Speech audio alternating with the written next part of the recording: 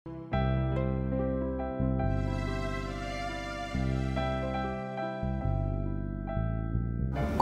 Analysis হলো, market analysis হলো, কি প্রোডাক্ট নিয়ে নামবো, আমি সব কিছু করলাম। এবার অ্যানালাইসিসের জায়গায় আমাদের যেটা চলবে এখন, যে প্ল্যান করলাম, এই প্ল্যানটাকে কিন্তু বাজেটের সাথে এখন খাপ খাওয়াইতে হবে। এখন প্ল্যান তো বা স্বপ্ন তো আমাদের আকাশ ছোঁয়া থাকবেই, কিন্তু সেই স্বপ্নটাকে যদি ধরতে হয় আপনার বাজেটটাও ভালো লাগবে। সবসময় যে ভালো বাজেট লাগবে তা না, কিছু কিছু ক্ষেত্রে মেধা দিয়ে বাজেটকে কাভার করা যায়। এখন আপনি যদি মেধাবী হয়ে থাকেন, আপনার নেটওয়ার্ক যদি ভালো থাকে, সেই ক্ষেত্রে আপনার বাজেট কিছু কম দিয়েও কিন্তু আপনি সেই আপনার মানে ওই জায়গাটাকে ফিল আপ করতে পারেন। সো এখানে একটা কাজ যেটা আমাদের করতে হবে সেটা হচ্ছে আপনি একটা সেগমেন্টে ভাগ করে নেন। আপনার যে টোটাল মার্কেটিং কী কী, এই প্রোডাক্টগুলো সেল করবো, এদের কাছে সেল করব, আমার ইনভেস্টমেন্ট হচ্ছে এত টাকা, সেটা আমি প্রথম 3 মাসে এই পরিমাণ টাকা খরচ করব, এই পরিমাণ মার্কেটে এই পরিমাণ এইটা খরচ করব, এবং আমি দেখব 3 মাস পর যে আমার কী পরিমাণ রিটার্ন আসলো। হ্যাঁ, আমার রিটার্নটা যদি আমার স্যাটিসফ্যাক্টরি লেভেলে থাকে, দেন আমি 6 মাসের একটা গোল ঠিক করি যে আমি 6 মাস পরে এইটা করব। তা 3 মাস, 6 মাস, 1 বছর আপনি একটা গোল সেট করেন এবং আপনি নিজেকে নিজে যাচাই করেন যে না, আমি 3 মাসে যা অ্যাচিভ করার জন্য ট্রাই করেছিলাম সেটা কিন্তু আমি পেরেছি। সো আপনি অন দ্য রাইট ট্র্যাক। তো এই জায়গাটা আমাদের একটা গোল সেট করে করে আমাদেরকে আগাইতে হবে, তা না হলে সেখানে বাজেট এবং প্ল্যান দুইটা না মিললে একটা বিগ ইস্যু হয়ে দাঁড়াবে আপনার সাকসেসের ক্ষেত্রে। আচ্ছা, এরপরে যদি আরেকটা কথা বলি, সেটাকে আমরা বলবো যে প্রোডাক্ট সোর্সিং। আপনি যেই প্রোডাক্টটা নিয়ে এতক্ষণ প্ল্যান করে নামলেন বিজনেসে, সেই প্রোডাক্টটা আপনি কোথায় পাবেন? আপনি কি সেই প্রোডাক্টটা নিজে প্রস্তুত করেন? আপনি কি সেই প্রোডাক্টটা নিজে ইম্পোর্ট করবেন? আপনি কি সেই প্রোডাক্টটা লোকালি পাইকারি কিনবেন, খুচরা কিনবেন, নাকি কমিশন বেসড কোনো মার্চেন্টের কাছ থেকে নেবেন? তো এখানে কিন্তু আপনার সেগমেন্টে এক এক ধরনের প্রফিট মার্জিন থাকবে।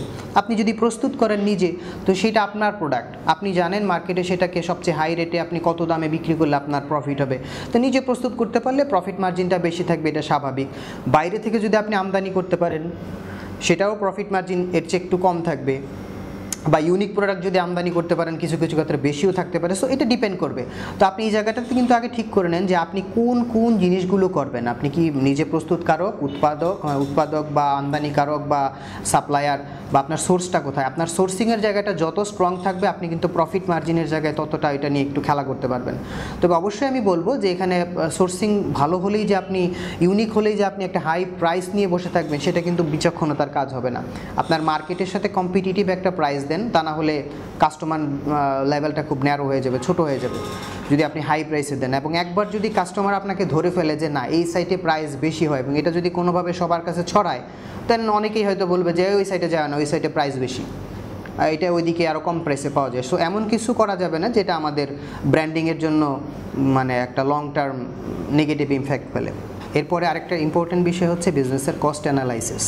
সেটা খুবই গুরুত্বপূর্ণ, কারণ আমরা নর্মালি যখন বাজার থেকে কোনো প্রোডাক্ট কিনে আনি, তখন সেই প্রোডাক্টটা যদি 500 টাকায় কিনে 700 টাকা বিক্রি করে দিই, দেন আমরা ধরে নিই যে 200 টাকা প্রফিট হলো। বাট এর ভিতর কিন্তু অনেক হিডেন খরচ আছে যেগুলো আমাদের কোম্পানিকে বেয়ার করতে হবে।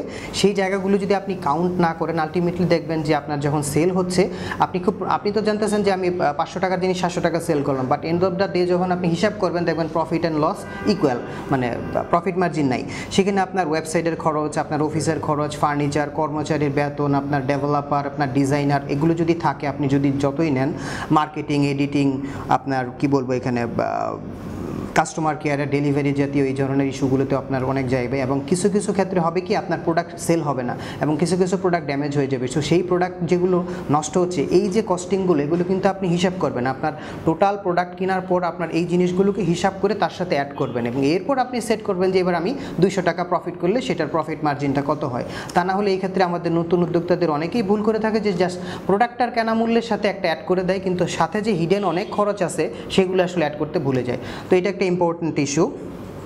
এবং আপনাকে এই সব কিছু মিলিয়ে একটা জিনিস সারভাইভ করার জন্য একটা সময় দিতে হবে। আপনি যখন বিজনেস শুরু করলেন, তখন সেটা কিন্তু উইদিন 3 মান্থস আপনি একটা প্রফিট মার্জিনে ভালো প্রফিটে চলে আসবেন এবং সব কিছু ছেড়ে ছুড়ে দিয়ে এখন বিশাল বিজনেসম্যান হয়ে যাবেন, এটা কিন্তু আশা করা যায় না। সো আপনাকে একটা টাইম দিতে হবে যে আমি একটা এই সময়ের মধ্যে এই 6 মাস পর্যন্ত আমাকে টিকে থাকতে হবে, বা 3 মাস পর্যন্ত আমাকে টিকে থাকতে হবে।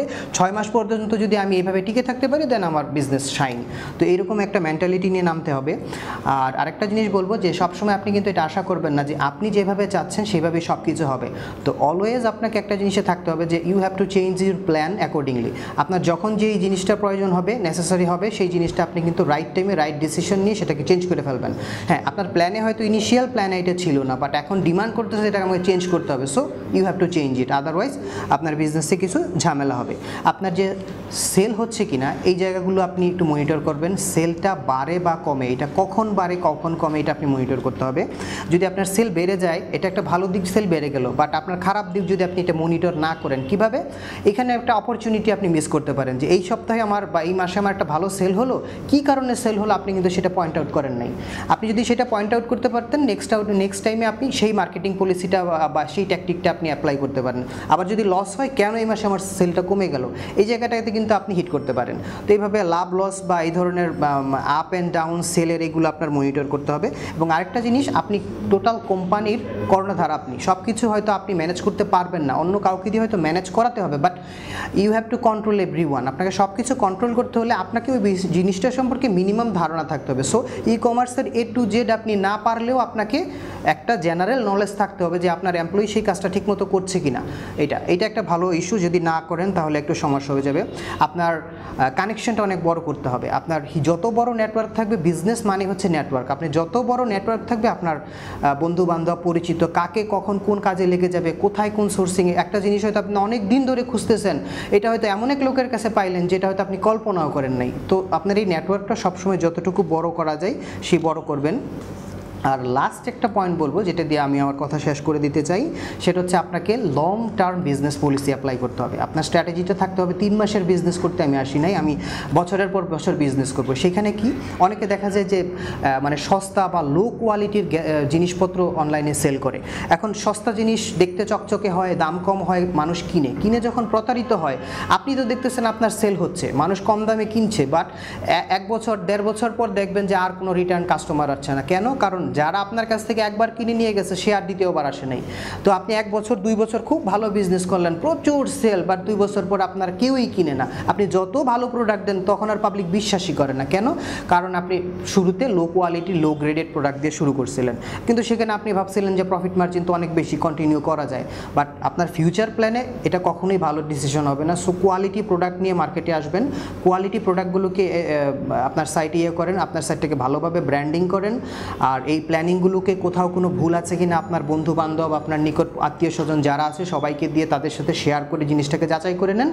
আই থিঙ্ক এটা যদি করতে পারেন, এইটুকু বেসিক জিনিস যদি আপনি অ্যাপ্লাই করতে পারেন, আপনার বিজনেস ইনশাল্লাহ শাইন হবে।